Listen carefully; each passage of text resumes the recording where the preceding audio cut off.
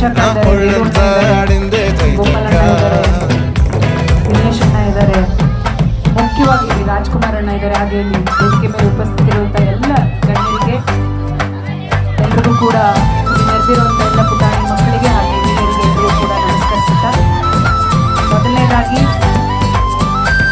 ಬಹಳ ಅರ್ಥಪೂರ್ಣವಾಗಿ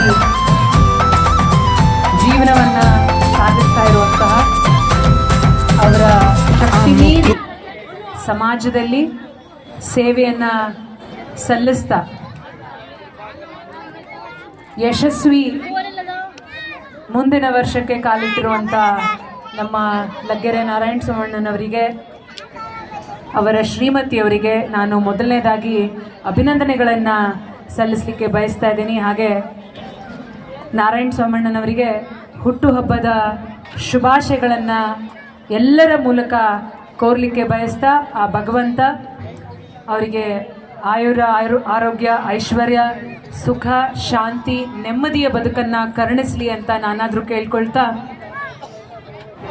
ಅವರ ಎಲ್ಲ ಕೆಲಸಗಳಿಗೆ ಮಂಜುಳಾ ಅಕ್ಕ ಅವರು ಬಹಳ ದೃಢವಾಗಿ ಅವರ ಜೊತೆ ನಿಂತು ಅವರ ಕೆಲಸಗಳಿಗೆ ಸಹಕಾರವನ್ನು ನೀಡ್ತಾ ಇದ್ದಾರೆ. ಅವ್ರಿಗೂ ಕೂಡ ನಾನು ಕೃತಜ್ಞತೆಗಳನ್ನು ಸಲ್ಲಿಸ್ತಾ, ಅವ್ರು ಮಾತಾಡ್ತಾ ಆವಾಗಲೇ ಮೊದಲನೇ ಉಡುಗೊರೆಯನ್ನು ತೆಗೆದುಕೊಂಡ್ರು. ಒಂದು ಅಂಧ ದಂಪತಿಯಿಂದ ಉಡುಗೊರೆಯನ್ನು ಸ್ವೀಕಾರ ಮಾಡಿದ್ರು.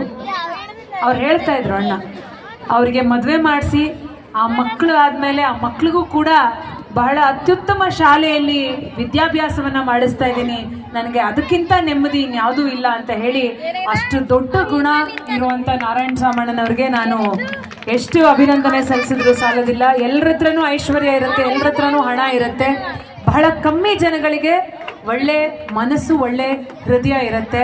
ಆ ಒಂದು ಒಳ್ಳೆ ಹೃದಯವಂತಿಕೆಯನ್ನು ನಾರಾಯಣ ಸಾಮಣ್ಣ ಮಕ್ಕಳಿಗೆ